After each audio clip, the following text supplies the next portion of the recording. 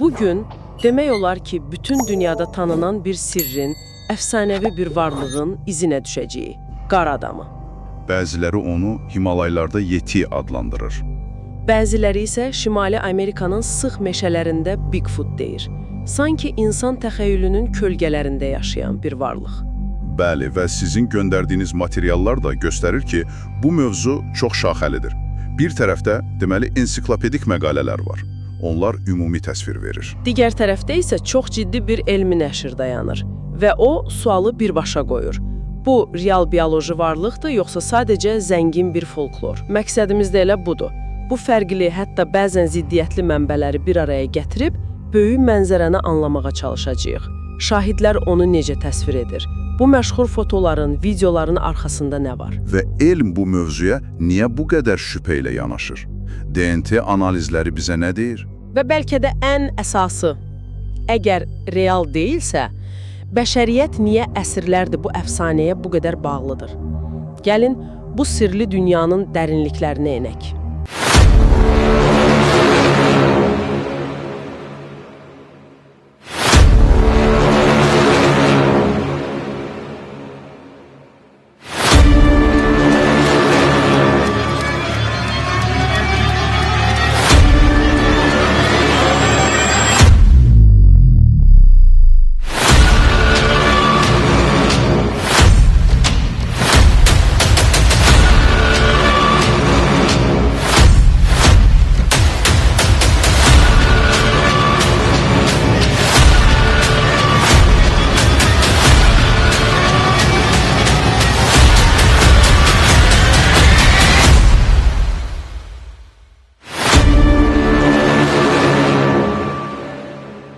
Başlamaq üçün bəlkə də ən fundamental sualdan başlayaq. Bütün bu hekayələrdə təsvir edilən varlıq ümumiyyətlə nəyə bənzəyir? Elədir. Mənbələrdəki təsvirləri ümumiləşdirsək, ortaya belə bir portret çıxır. Müasir insandan daha güclü, daha əzələli bir bədən quruluşu, Daha möhkəm. bəli, yuxarıya doğru şişlənən bir kəllə forması, bədəninə görə bir qədər uzun qollar və daha qısa, əyri ayaqlar. Sanki meymunla insanın arasında bir yerdədir. Və təbii ki, ən əsas xüsusiyyəti bütün bədəninin sıx tüklərlə örtülü olmasıdır. Mənbələrə görə bu tüklərin rəngi də coğrafiyadan asılı olaraq dəyişir.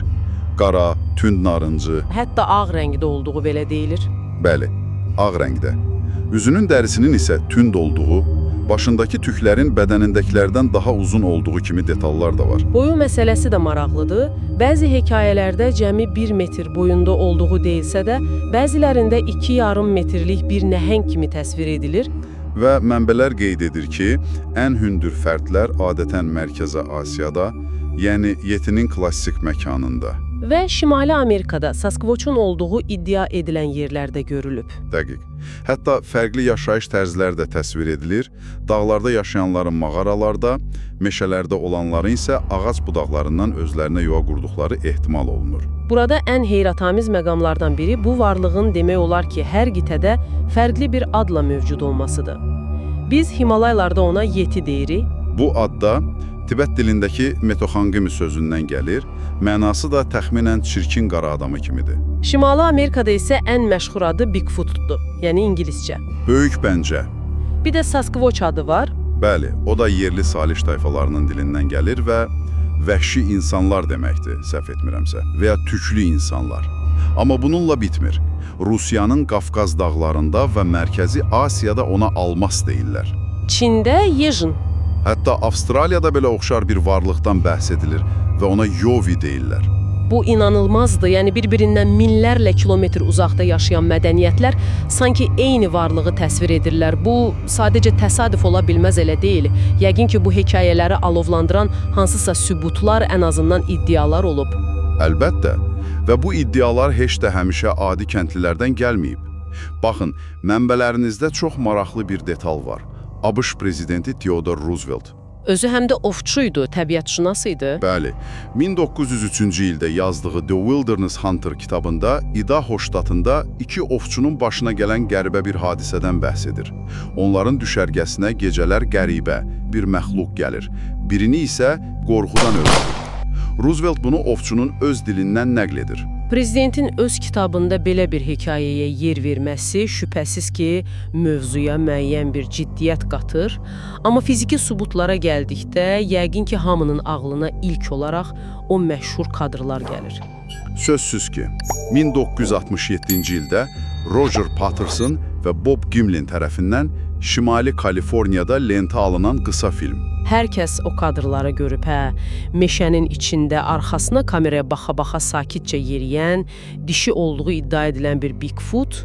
Bəli, o 59 saniyəlik film 10 illiklər boyu kriptologiyanın, yəni gizli heyvanları araşdıran sahənin, demək olar ki, müqəddəs kitabı sayılırdı. Amma mənbələrdə bu sübutun da ciddi şəkildə şübhə altına alındığı deyilir. İşin içində bir fırıldaq olduğu ortaya çıxıb, yoxsa? Bəli, və bu, hekayənin ən dramatik hissələrindən biridir. İllər sonra bu hadisələrdə adı keçən Ray Wallace adlı şəxsin ölümündən sonra onun qohumları bütün hekayənin qurama olduğunu etiraf etdilər. Doğrudan. Bəli, onların dediyinə görə meşədə tapılan o nəhəng Bigfoot izləri əslində Wallace'ın xüsusi olaraq hazırlatdığı 40 santimetrlik taxta qəliblərlə düzəldilibmiş. İnanılmazdır. Yəni, kriptozoologiyanın 10 illiklər boyu bayraq etdiyi ən böyük sübut əslində bir fırıldaq imiş. Bu, bütün mövzuya olan inamı sarsıdır. Bəs filmdəki varlıq? O da sadəcə xüsusi tikilmiş bir meymun kostyumu geyinən bir insan olub. Bu etiraflardan sonra o məşhur film elmi dəlildən daha çox mahir bir aldatmacanın nümunəsinə çevrildi. Yaxşı, bəs Himalaylarda tapılan izlər necə? Məsələn, alpinist Eric Shipton'un 1951-ci ildə çəkdiyi o məşhur foto var. Qarın üstündə aydın görünən nəhəng bir ayaq izi. O da saxtadır. Orada fırıldaq yoxdur, amma elmi izahı var. Alimlərin gəldiyi qənaət budur ki, bu izlər əslində təbiət hadisəsinin məhsuludur. Ayı yeriyərkən çox vaxt arxa pəncəsini ön pəncəsinin izinin bir hissəsinin üzərinə qoyur. Aha. Deməli, günəşin təsiri ilə qar əriməyə başlayanda bu iki iz birləşir, kənarları yumşalır və ortaya insana bənzəyən, amma ondan qat-qat böyük bir ayaq izi çıxır. Yəni gördüyümüz şey naməlum bir varlıq deyil. Sadəcə ayın izinin yaratdığı optik illüziyadır. Deməli, ən məşhur sübutlar ya saxtakarlıqdır, ya da yanlış yozum. Amma mənbələrdə görürəm ki, bu mövzu təkcə həvəskarları maraqlandırmayıb. Hətta SSR Elmlər Akademiyası səviyyəsində araşdırılıb. Bəli, bu, mövzunun bir vaxtlar nə qədər ciddi qəbul edildiyini göstərən ən yaxşı sübutdur. 1958-ci ildə SSR Elmlər Akademiyasında professor Boris Porshnev-in təşəbbüsü ilə qar adamı məsələsini öyrənmək üçün xüsusi bir komissiya yaradıldı. Vay, bu artıq həvəskar səviyyəsi deyil. Bütöv bir Elmlər Akademiyası bu işə girişibsə, deməli ortada həqiqətən də ciddi bir şeyin olduğuna inanırdılar. Onların əsas teoriyası nə idi? Onların işçi hipotezi çox cəsarətli idi. Porshnev və komandası düşünürdü ki, qara adamı əslində bizim dövrümüzə qədər sağ qalmağı bacarmış, amma təkamül prosesində ilişib qalmış, degradasiyaya uğramış bir neandertal növüdür. Yəni bizim qədim əcdadlarımızdan bir qol hələ də dağlarda gizli şəkildə yaşayır. Bu fantastik film ssenarisinə bənzəyir. Elədir. Və bu hipotezi yoxlamaq üçün çox ciddi addımlar atdılar. Komissiya Pamir dağlarına böyük, hərtərəfli bir ekspedisiya təşkil etdi. Nəticə nə oldu? Tam bir fiyasko. Heç bir qara adamı, heç bir neandertal izi tapılmadı. Amma maraqlıdır ki, axtarışlar zamanı təsadüfən neolit dövrünə aid qədim insan düşərgəsi kimi başqa mühüm arxeoloji kəşflər etdilər. Yəni, ekspedisiya elmi baxımdan tamamilə boşuna getmədi, sadəcə əsas məqsədinə çata bilmədi. Və yəqin ki, bu uğursuzluqdan sonra komissiya ləğv olundu. Bəli, ləğv edildi. Gəlin bu məsələyə biraz da geniş baxaq. Alimlərin şübhə ilə yanaşmasının bir neçə fundamental səbəbi var. Birincisi, populyasiya biologiyası deyilən bir məsələ var. Yəni, bir-iki fərdin olması kifayət etmir. Qətiyyən. Bir növün minlərlə il sağ qalması üçün genetik müxtəlifliyi qorumaq lazımdır. Bunun üçünsə yüzlərlə, hətta minlərlə fərddən ibarət dayanıqlı bir populyasiya olmalıdır. İndi təsəvvür edin, Bigfoot kimi nəhəng bir məməlinin minlərlə fərdlik populyasiyası Şimali Amerikada yaşayır, amma bizdən tamamilə gizli qalır. Bu, bioloji olaraq demək olar ki, mümkün deyil. Və ikinci, yəqin ki, ən vacib səbəb. fiziki sübutların yoxluğu. Dəqiq olaraq 10 illiklər boyu axtarışlar aparılır, amma bu günə qədər bir dənə də olsun cəsəd, skelet, hətta bircə sümük belə tapılmayıb. Axı heyvanlar ölür, onların qalıqları olur. Əlimizdə isə yalnız şahid ifadələri, bulanıq videolar və s. var. Bu, elm üçün qəbul edilməzdir. Elə isə gələk müasir elmin verdiyi ən qəti cavablara. Mənbələrdə Oxford Universitetindən genetik Brian Sykes'ın rəhbərlik etdiyi 2014-cü il tədqiqatı qeyd olunur. Deyəsən onlar bu tük məsələsinə bir dəfəlik nöqtə qoymaq istəyiblər. Onlar dünyanın fərqli yerlərindən Yetiyə aid olduğu iddia edilən 30-dan çox tük nümunəsi toplayıb DNT analiz etdilər. Nəticələr isə deməli çox aydın idi. Yəni, nə tapdılar? Nümunələrin böyük əksəriyyəti bizə çox yaxşı məlum olan heyvanlara aid çıxdı. Ayı, at, inək, canavar, hətta bir nümunənin adi insan saçı olduğu ortaya çıxdı. Bəs heç bir sürpriz olmadı? Bir dənə çox maraqlı sürpriz oldu. Himalaylardan gələn 2 tük nümunəsinin DNT-si heç bir müasir heyvanla üst-üstə düşmədi. Amma təxminən 40 min il əvvəl nəsli kəsilmiş qədim qütb ayısının DNT-si ilə demək olar ki, eyni idi. Bu nə deməkdir? Yəni, Yeti əslində qədim qütb ayısıdır. Bu əfsanəni təsdiqləmir ki? Tam olaraq yox. Daha məntiqli izah budur ki, Himalay dağlarında hələ də yaşayan, elmə tam məlum olmayan və ya çox nadir rast gəlinən qədim qütb ayısı ilə qonur ayının bir növ hibridi olan bir ayı növü mövcuddur. Hər halda bu naməlum bir primat deyil, məhz ayıdır. Bəs o məşhur Yeti skalpı necə? Nepaldakı Kumjung monastırında saxlanılan o qalıq, onu da analiz etdilər? Bəli, etdilər. Və məlum oldu ki, o skalp da əslində Himalay dağ keçisi olan Serau adlı heyvanın dərisindən hazırlanıb. Yəni, genetik sübutlar israrla bir istiqaməti göstərir. Bütün bu qalıqlar bizə məlum olan heyvanlara aiddir. Belə olan halda bütün bu hekayələr, əfsanələr haradan qaynaqlanır? Əgər ortada bioloji bir varlıq yoxdursa, deməli məsələ daha çox psixoloji və mədəni bir fenomendir. Dəqiq olaraq. Və əlimizdəki elmi məqalədə məhz bu nəticəyə gəlir. Yeti real bir varlıq deyil. Çox zəngin bir folklor personajıdır. O, yerli xalqların təsəvvüründə dağların, meşələrin sahibi, qoruyucusu, bəzən isə cəzalandıran ruhudur. Yəni bir növ təbiət ruhu kimi. Məhz. Məsələn, yerli Levçə xalqı onu buzlaq ruhu adlandırır. Bu, insanın təbiətin güclü, anlaşılmaz və bəzən qorxulu qüvvələrinə verdiyi simvolik bir obrazdır. Dayan bir dəqiqə. Məqalədə deyilir ki, Qərb dünyası əslində bu əfsanəni bir növ yanlış anlayıb, elə deyil? Tamamilə. Qərbin bu mövzuya kütləvi marağı 19-cu əsrdə Darwinin təkamül nəzəriyyəsi və ilk Neandertal qalıqlarının kəşfi ilə başlayır. Avropalıların beynində artıq itkin həlqə, tarix öncəsi insan obrazı formalaşmışdı. Onlar Himalaylara gedəndə yerli xalqların dağ ruhu haqqındakı hekayələrini eşidib, onu öz gözləntilərinə uyğunlaşdırdılar. Yəni, onlar gördüklərini deyil, görmək istədiklərini tapdılar. Bu hekayəni tamamilə dəyişir.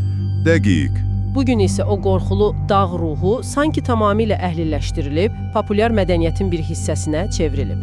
Məsələn, Pixar'ın Bədheybətlər şirkəti cizgi filmindəki o sevimli qar adamı. Limonlu qar dondurması hazırlayan, bəli. Və ya DreamWorks-ın Abominable cizgi filmindəki gənc Yeti.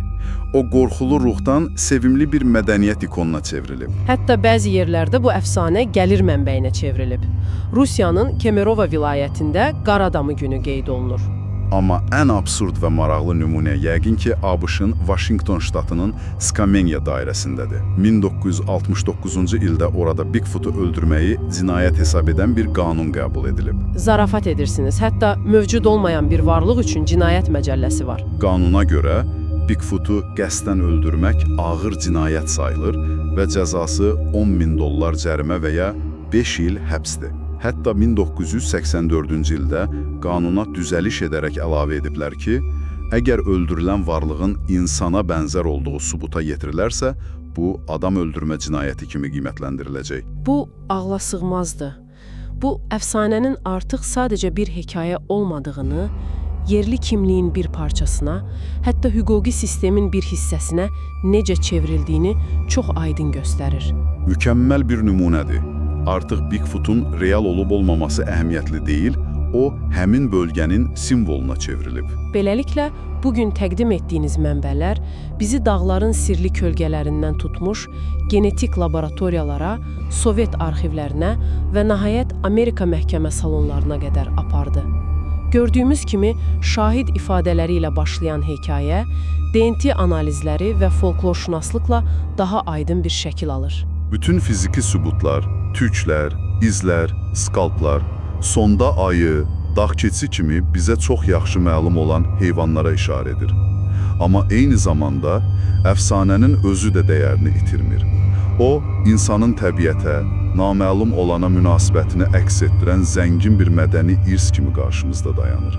Həqiqətən də, əfsanədən elmə, elmdən isə yenidən mədəniyyətə və insanın özünə qayıdan maraqlı bir yolçuluq oldu. Sonda belə bir sual üzərində düşünməyə dəyər. Niyə biz bu cür itkin həlqələrin və ya gizli varlıqların mövcud olmasına bu qədər inanmaq istəyirik? Bəlkə də bu, xəritada ağ ləkələrin qalmadığı, hər şeyin Google Maps-də olduğu bir dövrdə, hələ də haradasa kəşf edilməmiş sirlərin qalması arzusundan irəli gəlir. Qara adamı əfsanəsi bəlkə də bizim təbiətlə itirdiyimiz o vəhşi, sirri əlaqəyə olan həsrətimizi əks etdirir. Bu barədə düşünməyə dəyər.